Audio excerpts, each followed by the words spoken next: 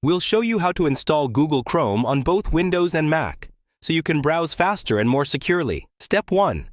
Visit google.com/Chrome.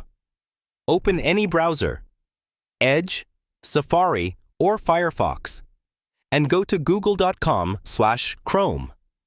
Click Download Chrome to get the official installer. Step 2. Choose your system. Chrome usually detects your OS automatically.